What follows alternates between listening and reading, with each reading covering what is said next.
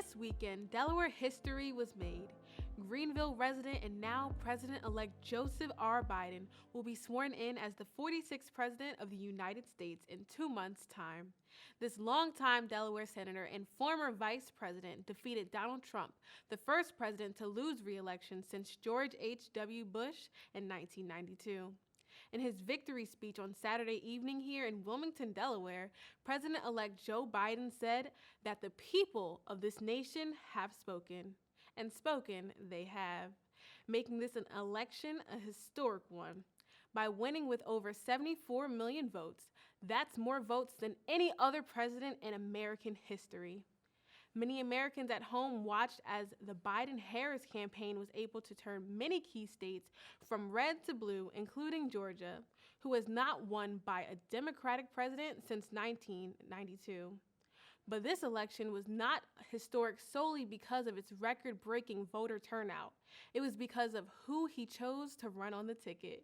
United States Vice President-elect Kamala Harris will make history as not only the first woman, but the first Black woman, the first woman of Asian descent, and the first daughter of an immigrant to become the Vice President of the United States. She has risen higher in the country's leadership than any other woman before her.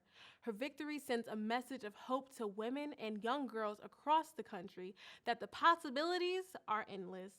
In her historic victory speech Saturday night, she acknowledged the women of all races and backgrounds who have paved the way for the outcome of this year's election. President-elect Joe Biden delivered a speech with both passion and compassion Saturday night and addressed all people of this nation. In his speech, he pledged to be a president who seeks not to divide, but to unify. He stressed that our opponents are not our enemies, but that they are our fellow Americans. This election proved that leading with character matters. This election also accumulated a series of wins for both national and state legislative races across the country.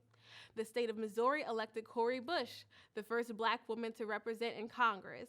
Marilyn Strickland will be the first Korean American woman to represent the state of Washington at the federal level.